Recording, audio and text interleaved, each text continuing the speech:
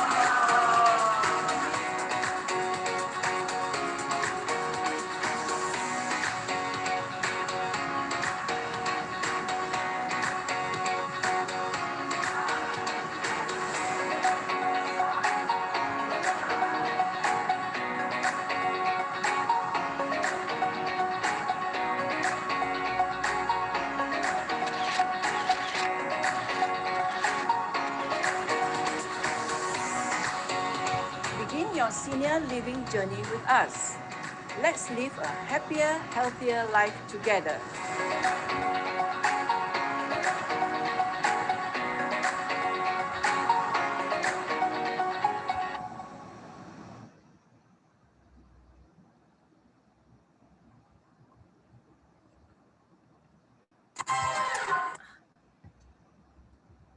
Hi, good morning, everyone. Sorry for the glitch.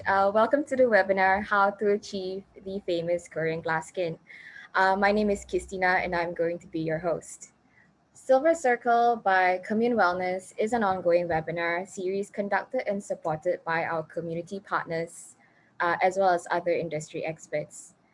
With a new month brings new topics to learn and discover. This month, our sessions are on the weekends to make it more accessible to many of you as we explore topics of beauty and caregiving. Stick with us today and take part in the Q&A to score some prizes from Commune Living Bangsa South. All you have to do is throw in a couple of questions for the Q&A and fill out the post-event form at the end of the webinar. Before we kick off our discussions for today, I would like to take you through a quick introduction to Commune Living and Wellness, the largest integrated co-living and wellness hub in Southeast Asia. It is a fully integrated, community-focused approach towards senior living, one that revolutionizes the idea of active aging in Malaysia. With close to 900 service suites, Commune Living and Wellness aims to cater to elders on varying levels of lifestyle and medical care, from independent living to assisted living. Its focus is on creating a holistic environment for seniors, ensuring a quality life into their golden years. Hence the focus on these three key components: co-living, wellness hub, and senior care. Our wellness hub boasts over 65,000 square feet of medical, TCM, and wellness specialists to care for your health and well-being, whereas our senior care features both senior living options, independent and assisted. At present, our senior care partners include Commune Care and Tong Sintang. The co-living component is what makes us stand out. Similar to the co-working business model, this senior co-living offers a fine balance of private and shared spaces. On-site amenities are aplenty, with hopes of building a sense of community. Recreational, social, and educational activities will be made available in collaboration with our senior care partners, where we will see engagement activities such as fitness workouts, leisure activities, talks and courses, workshops and group sessions, as well as outings and excursions. We want to encourage seniors to maintain somewhat of an active lifestyle while retaining their independence. We are opening our doors to you next year, and if you have any questions or you would like to get in touch, our details are up on the screen right now, along with a QR code for you to scan on your mobile devices. I'll leave that up there for a few more seconds just for you to get down the details.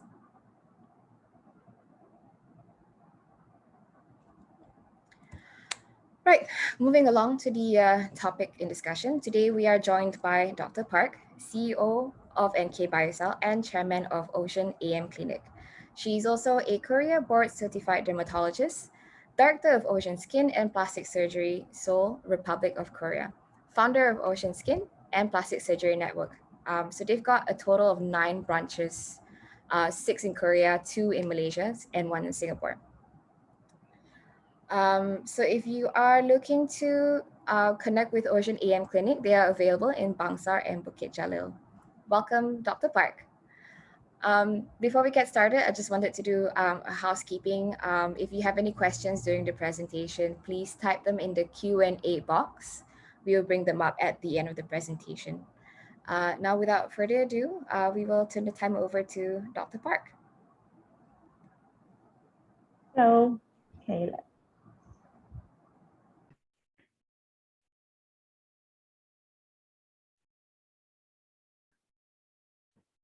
Okay. Hello. 안녕하세요. 반갑습니다. I'm real Korean and good morning everyone. I'm Dr. Park, Ji-Yoon Park, Korean Board Certified Dermatologist. Today my topic is how to achieve the famous Korean glass skin. So first, we need to find out what is the Korean glass skin. Glass skin refers to a smooth and fluid complexion that reflects light like a piece of glass. I have been in Malaysia more than 2 years, and I have noticed that Malaysians obsessed to the glass skin and glowing skin. This seems the main concern of Southeast Asia people. So rephrase the glass skin to the more familiar keyword. It stands for healthy, younger, and sufficient hydration, and even skin surfaces. So then we need to know how aging is going on. How is your skin aging is going on? In terms of aging, there are 2 main factors. One is intrinsic and second is extrinsic. Intrinsic means you're inborn, inevitable, inborn determined, like gene, gender, and ethnicity. So this one we cannot change at all. Extrinsic means environmental, the outside factors that is around you. Can be your living area, food to eat, soap, skincare, and so on. The most important factor for the skin is actually the sun exposure. Though intrinsic aging we cannot control, but extrinsic aging still we can control. That's why even though same ages of 40s and 50s of Korean actresses, they can maintain very nice glass skin. First, I quickly explain intrinsic aging, and later I will explain extrinsic aging, which will be our main concern and main target for self-care. Okay, first, intrinsic aging. Number 1 is gene, which is inborn and determined. Is it true that some people have more productive gene against skin aging? Sadly, yes, some people they have. Human bodies have between 20,000 and 25,000 different genes, which are made up of DNA. So actually these genes are largely responsible for our skin type, like whether I have the normal skin or dry skin and combination skin type. And then also some skin conditions, like whether I have more tends to have skin inflammation and acne prone skin or wrinkled skin or hair loss, like that. So many articles are said nowadays that glowing skin might start from in your genes. But not to be so sad, actually, genetics play a large role, but not the only role in determining whether you have the good skin. Though some portion of glowing skin might start from your genes, we can compensate or overcome with self-care. Also, even though someone who already have protective genes against skin aging still needs effort on keeping your good genes, good condition of the skin. So actually nowadays, you can easily check your own genes with simple genetic swab tests to get your basic gene information. Actually, you can buy in the internet as well. So they can just delivery to your home. Then you just swab inside of the mouth. So officially proven some gene information related to skin, whether you can get more pigmentation or acne skin or inflammation and skin aging, some hair loss, that kind of thing we can actually check from the gene information. But this is only your basic data. Don't frustrate it if you have susceptible genes or you're not so productive against the skin aging. Second factor of intrinsic aging is ethnicity. One of the most obvious variations across the ethnicity is skin color. Skin color is determined by the amount of melanin in the skin. Actually, melanin is the productive role for our skin from the UV exposure. So the Caucasians who has a lower melanin amount, it can make Caucasians more susceptible to sun exposure. So it can be earlier skin aging or more wrinkles. African American skin is much thicker and compact and stronger advantage against the UV rays, so that the signs of aging is more later than other Caucasian or Asian people. Here is interesting article which shared in one of the Korean newspapers. They compared the skin characteristics among Asians. Even Asians, they are a bit different in terms of the aging signs. It is said that even for example, like skin tightening, Korea, China is the highest, and Vietnam is the lowest. And size of pore, Korea is the smallest, and India is the largest. And cheek hydration, India is the lowest, and Indonesia is the highest. So quite interesting that even the Asian people, they're having the different characteristics of the aging signs as well. Third intrinsic factor is gender. So generally speaking, between men and female, do you think whose skin seems more younger? Any other idea of the audiences? This one is man and this one is female. Actually, the answer is male. So here the arrow, it stands for the dermal area. Means dermal area is thicker in male. So because of the sex hormone, actually males, the skin, dermal skin is more thicker and stronger. So it's more productive for the skin aging.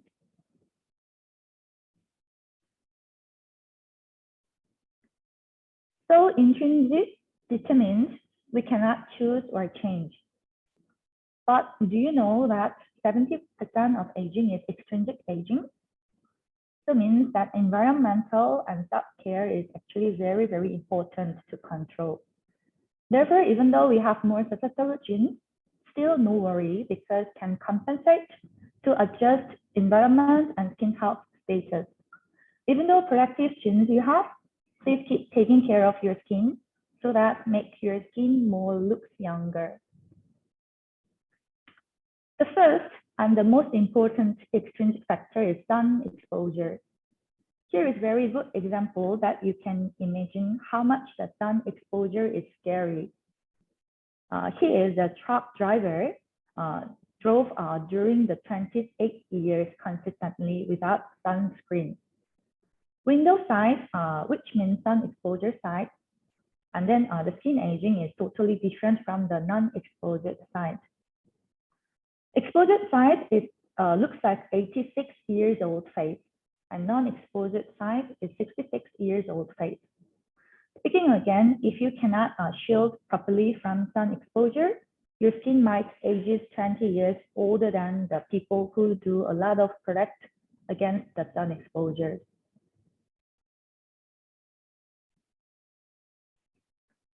Second factor is skin barrier. Skin barrier is our outermost shield from outside stimuli.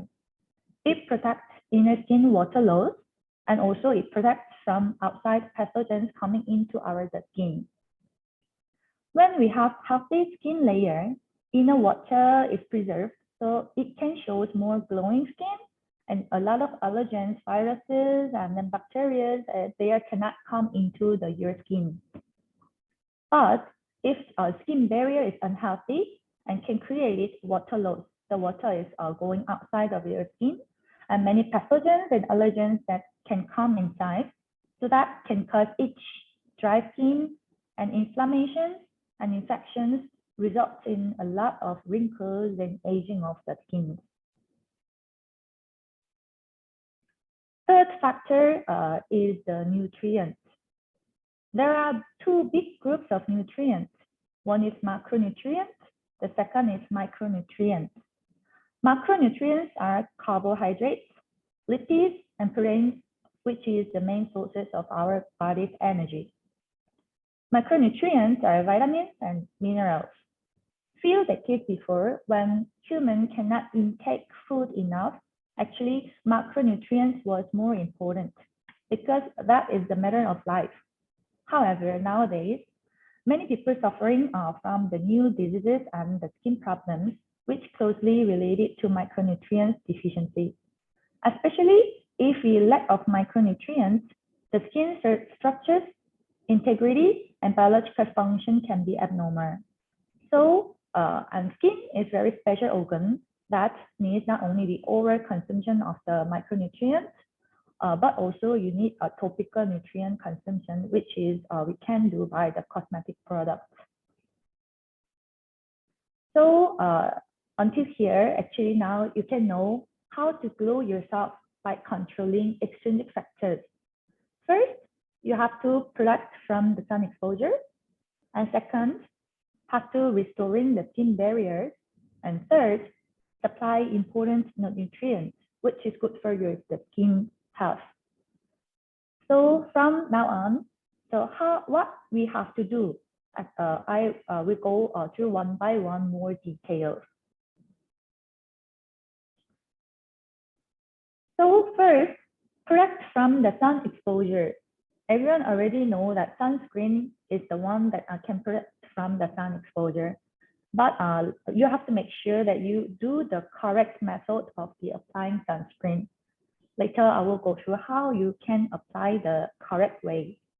And then you have to restoring the skin barriers with correct the home care, skincare, and then the skincare products. And third, supplying the sufficient nutrients, as I mentioned, the micronutrients by the cosmetics, first surface nutrients, and then by the food and supplements. Why I keep emphasizing the both together is actually, if you see the pictures, the skin, there is a blood vessel, but blood vessel is not going up over to the whole skin area. So that's why even though you eat some food and supplements, it can only reach to the middle of the dermis only. So upper dermis and epidermis, actually that one is the outermost area. You have to apply by the cosmetics so that you can supply some nutrients. And if you need it, and then laser and aesthetic treatments or procedures can help. First solution is sunscreen. I think everyone in here knows the importance of sunscreen. However, I don't think everyone applies sunscreen correctly. Do you guys know that how to apply the sunscreen correctly? There are the tips for you. First, 15 to 30 minutes before going outdoor, you have to apply because sunscreen needs the time to be absorbed. And you have to reapply every 2 hours because it's washing because of your sebum secretion. Second thing is the sufficient amount you have to apply. So then what is the sufficient amount? Actually, you might be very surprised because you have to using your fingertips And then if you see this diagram, actually face only you need 3 fingertips amount. 3 fingertips means that this one is 1 fingertip. So sunscreen, you are using the 1, 2, 3 fingertips. So have to squeeze sunscreen until here to here. This amount is for the whole face. I guess that everyone just using 1 fingertip. So means that insufficient amount.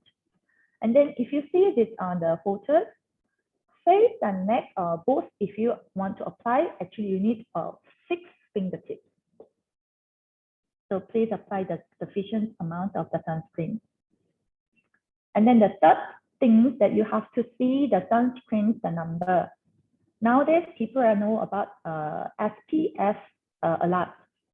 Actually, SPF stands for the sun protective factor. This high number is good. High number means that you can protect more longer period. So we have to use more than 50. But have you known about the PA factor? Actually, PA stands for the protection grade of UVA. Actually, SPF only can stand for that how it can protect it from the UVB only. And PA stands for that how it can be protected from the UVA. UVA is more related to the skin tanning and pigmentation. And UVB is more related to the sunburn.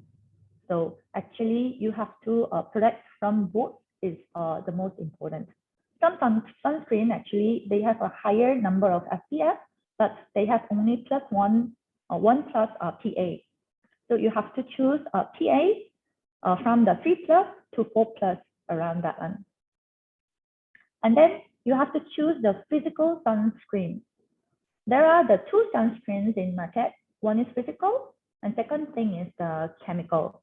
So chemical is absorbed to the skin, the area, and then it can be a bit irritated for the sensitive skin diseases people. But physical sunscreen, which includes the zinc, titanium oxide, it will be just the inside, just not absorbed into your skin, but just stay in the surface of your skin, and then it reflects the UV to the outside. So it's more less irritated, especially for sensitive skin people. So do you guys using sunscreen how often? So let me show the reality. This is actually very interesting, the infograph that how much the applying sunscreen is doing among the Asian people. Surprisingly, Malaysians, even women, 36.5% only apply daily sunscreen compared to the 93% of the Korean women. It's even lower than the Vietnam and China women. Men even worse, actually, apply sunscreen only 8% of Malaysian men. Actually, the sun here is very strong, so please apply sunscreen regularly with the sufficient amount. Actually, that is the first main step for preventing premature skin aging. Second solution is restoring the skin barrier. So skin barrier, actually you need from the cleansing, you have to protect your skin. So have to use the mild acidic cleanser. Why we need mild acidic cleanser is because our own skin, normal skin is mild acidic to neutral. But you just imagine that it's the soap. Actually soap is pH is very high and soap is alkali. Means that it will be easy to disrupt your skin barrier. It's not good for your skin barrier. So many men actually they are still using the soap for the cleansing their the faces. So please start to cleansing your face with the soap. And then hydration is important, not only the surface hydration, but inner layer hydration. For the inner layer hydration, actually it should be absorbed to the skin.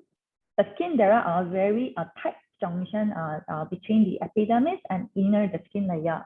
So to penetrate this tight junction, that you have to put a lower molecular hyaluronic acid, which can penetrate to the deeper area.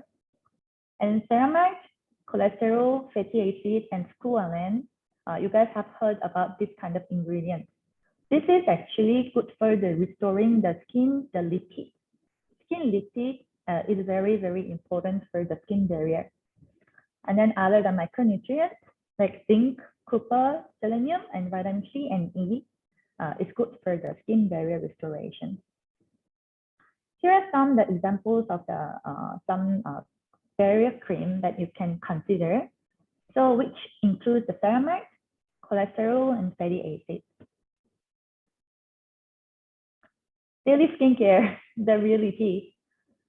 Okay, so Korean women invented 9-step and 10-step skincare, the steps, but actually the average number of their skincare is 4 steps. Maybe toner and serum, and then maybe the moisturizer, and sometimes they do one more the night cream, something like that, or eye cream. They can use eye cream also as well. But average number of Malaysian women is only 1 step, maybe moisturizer, or some people don't like moisturizer a lot in hair because they feel it's humid, so they're just using toner or serum only. And men is 0.2 steps. So I think at least we should apply 3 basic steps. First, toner. You have to purify skin and then have to clearing your skin before you are applying the active serum. Second, you have to apply the active serum, which is including a lot of nutrients, micronutrients like vitamins and minerals, so that the supplying a lot of nutrients into the skin surface area. And third, you have to apply the moisturizer, as I mentioned, the barrier cream, protecting barrier, so that whatever you put inside cannot go out again. So these 3 steps is the most important, I think.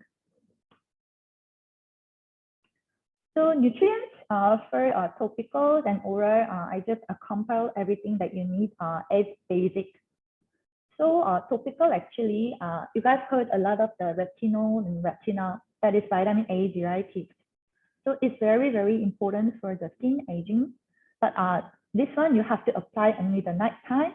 And then at the first time, actually, you can feel irritated. So you have to slowly applying, so that making your skin is adjust to the topical vitamin A. And then vitamin C and vitamin D, especially D3, is the most important, but you have to check the concentration of the cosmetics. There are a lot of vitamin C serums, they just put a very small concentration, but at least 5 to 15% is relevant, and vitamin D3 is at least 5% is relevant. And vitamin E also very helpful as well, especially the tocopherol, because this one has the synergic effect with vitamin C. So next is oral supplements. Okay, this is very not easy to read, so let me show more the easier way. Okay, so you have known about a lot of the multivitamins, like the Centrum. So this kind of things actually including a lot of the vitamins and minerals which we need. Here, everything I checked, actually, everything is okay, but vitamin C is only a bit not sufficient. So that's why vitamin C, actually, you have to consume 1 more. So vitamin C, you can consume 1 more 500 mg, the tablet, that kind of thing. And then also omega-3 is very important for the skin, the lipid. So omega-3 is not included in the multivitamin. So actually, you can consume omega-3 together with the multivitamin. Then actually, this is quite sufficient for the skin aging, the production, the nutrients. And then some people really want to know details of my nutritional status. Some people really asking that, how is my nutrient status? Then there is one test, which is called as the organic acid test. This is very simple test that actually we need only 10 cc of the urine. So we can check whether the hold the minerals and then the vitamins are sufficient. If short, then which one is short in your body? So then we can adjust more the thorough the supplement, and then we can prescribe more thorough supplement to you. Nowadays, there is a new word coming out, nutri-cosmetics. Many people think this industry will be bigger and bigger, and I believe in both cosmetics and supplements can be needed. The last solution is laser and aesthetic procedures if you need it. If you really have a lot of pigmentation and then telangiectasia in starters, and something need to have to remove and need more additional help than self-care, then you can consider laser and aesthetic procedures. There are actually now a lot of procedures available for skin aging treatments like lasers and chemical peeling and medical skincare, radiofrequency and HIFU and injectables and a lot of skin boosters and PRP, that kind of things. But which one is the best? The best is customizing to your current skin status with certified aesthetic doctors. So I strongly recommend that need the thorough consultation with certified aesthetic doctors for your skin status. Thank you so much for your attention today. Thank you so much, Dr. Park, for that very enlightening presentation. We hope many of us here are able to, gather some takeaways from your presentation. So I think we'll move on to some of the questions that that everybody has. Looks like there are a lot of questions already. So we'll start with a question from Sheila. Good morning, Dr. Park. I'd like to ask about skin tags and sunspot. What causes them and what's the best way to remove and avoid them? Could it be genetics play important role? Because I see no Koreans have skin tags or sunspots. No, actually Koreans also have a lot of skin tags or sunspots, but whenever they just appear it and then they are coming for removing, so that's why you cannot spot it. But actually Koreans also, there are a lot of people to have. And skin tags actually, there's not one or two very specific genes, but we believe that there is some genetic, the genes plays a role. So means that mother also have a lot of skin tags, and then their daughter also tends to have a lot of skin tags. And then some people like just appearing skin tags, even very young ages, like 30s and 20s as well. The kind of people, we assume that there is some genetics also playing a role. So the best way to remove is the coagulation, the skin tags, like CO2 laser. So then just mechanical remove is the most important. And sunspot is actually a bit a tricky one. There are two kinds of sunspot. One is similar to the skin tag. So it's a bumping. And then that one you can just remove like skin tag, like the CO2 laser, just burn it so that it can remove. But the tricky one is the pigmentation sunspot, which is not bumping and only the color differences. And then that one is even even the young people, they can have that one. That one needs the pigmentation laser. So either whether this one is the bumping one, I mean the aging, the skin spot, or the pigmentation spot, is different, the treatment methods that we have to approach. Okay. Oh, so they're all basically medical procedures. So there are no home remedies for it now. Yes, that one is like some smooth skin tumor, benign tumor, so that you have to remove. Got it. So there's also a follow-up question from Sheila. At what age should skincare start? Could it be as early as 11 years old? And what's the basic skincare needed for young skin? 11 years old, young people, actually moisturizer, that one is important. So as I mentioned, just restoring the ceramide. You guys know a lot of the moisturizer like the Physiogel and Cetaphil. You can buy actually in in the grocery easily.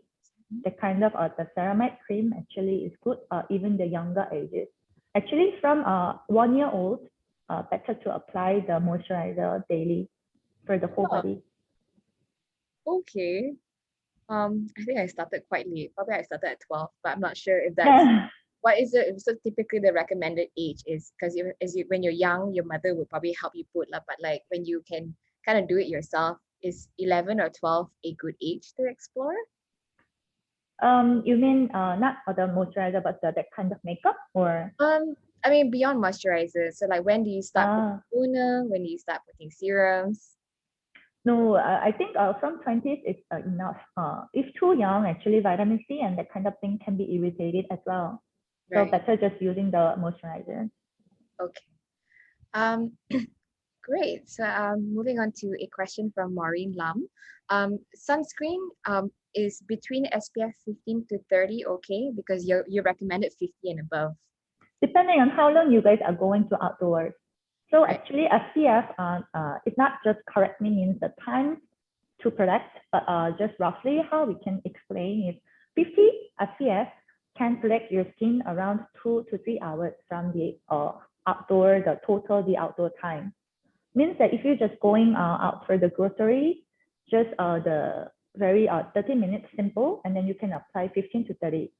But if you go outdoors, maybe daily life, I prefer to apply the 50 because you guys are using the car to drive, so that a lot of sun exposures. Okay, great. So let me just go through the other questions. So okay, so there's an anonymous question. Hi, Dr. Park. Is it possible that people with good with good genetics have better and healthier skin barrier, or is it the same for everyone?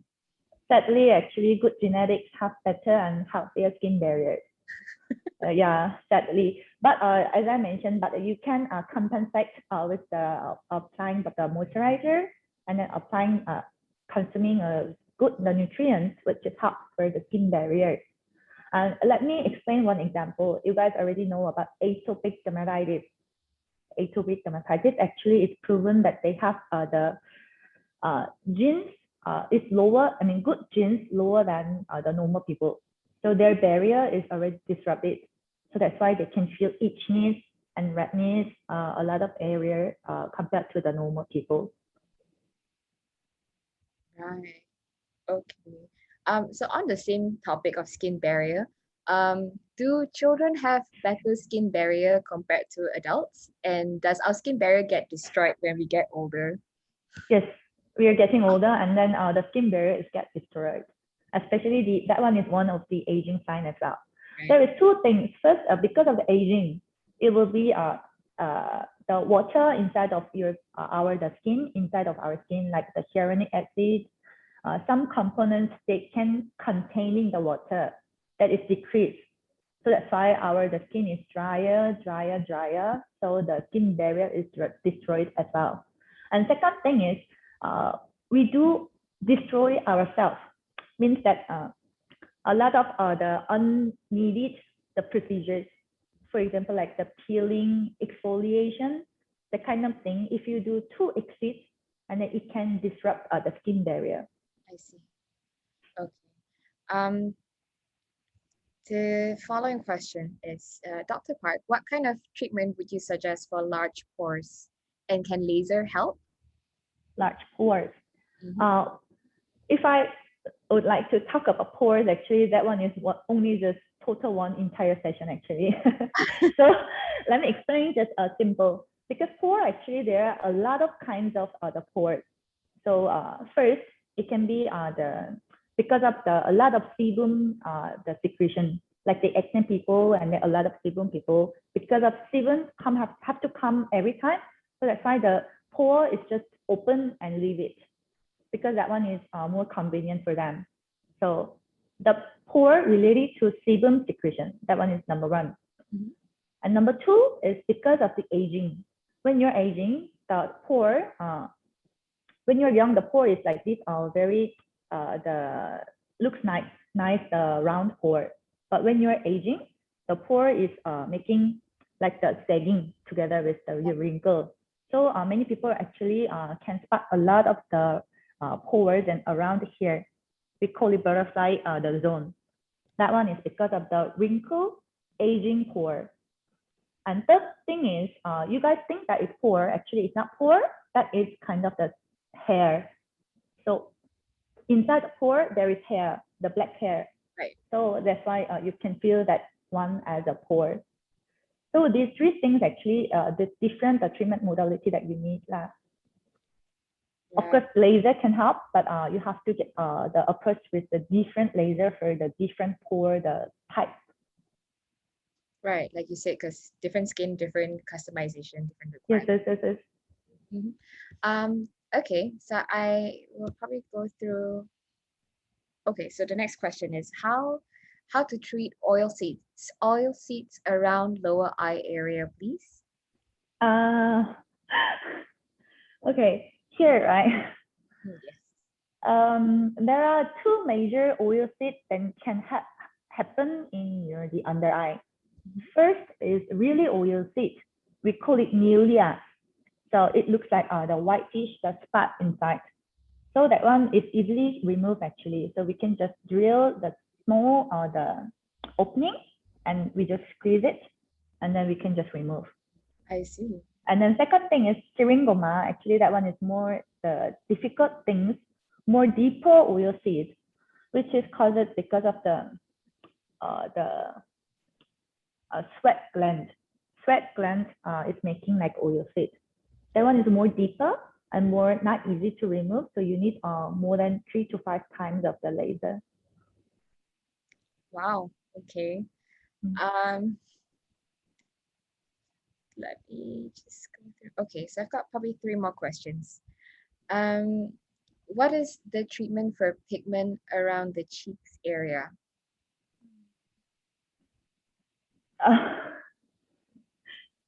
Okay, so first we need the correct diagnosis. Actually, around cheek area, there can be a lot of different pigmentation can happen. Just easily you can happen the freckles, and then as I mentioned, the dark spots, and then also you can have the melasma, which is not easy to treat compared to the others.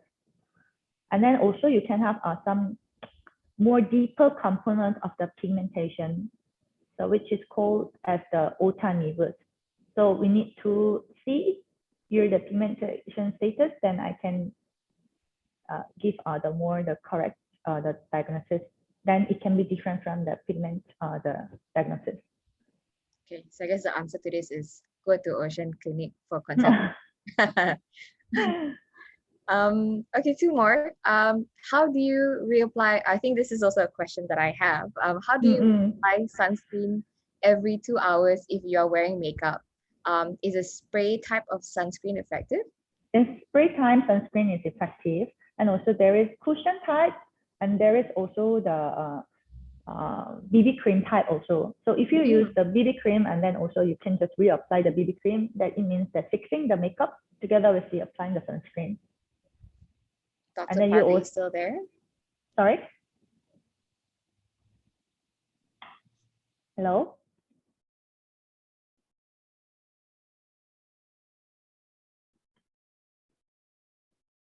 Yo. Hello?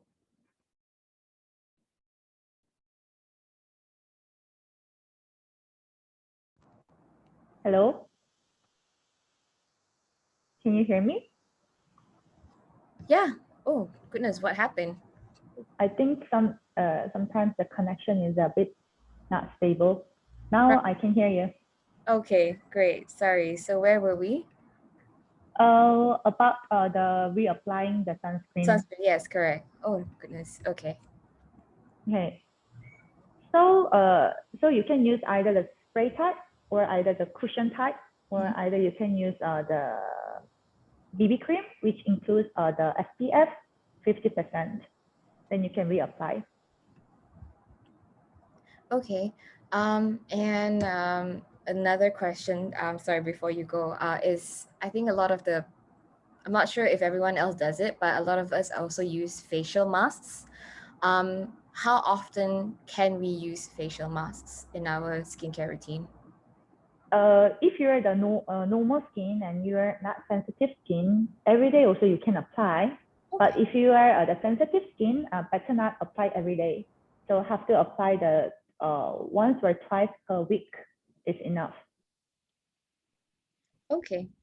All right. I guess that's all the questions that we have. Although there is another one. I'm not. You can choose not to answer if you don't want to. But it's more of a comment. It says, Dr. Park, can we ask your age? You look very young. But I guess it's because you take very good care of your skin. Uh, so I guess it's sunscreen that really helps, right?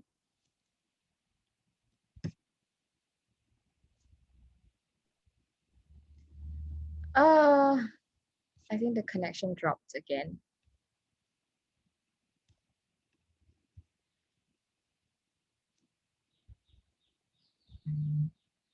Sorry, I'll share the connection is suddenly not good. No problem. I guess that's all the questions that we have anyway.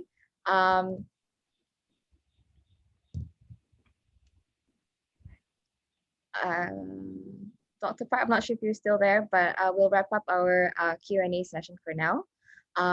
Then we'd like to thank you so much for the informative presentation and for taking us through some of the questions today. We hope the session has been beneficial to all of you, and thank you so much for spending the morning with us today. You can access a recording of the webinar on our website and social media platforms where you can learn more about commune living and wellness. Make sure to also check out our next session happening next week. We're back with Care Concierge on the topic of caregiving. Registration is open. And don't forget to fill out the post-event form right after this. You will stand a chance to win a free one-night stay with breakfast at Commune Living, Bangsar South, or F&B vouchers to be used at Commune Cafe, Bangsar South. Thank you again, Dr. Park. I'm really sorry about the wonky connection. And I hope everybody have a good weekend and stay safe. Thank you. Thank you.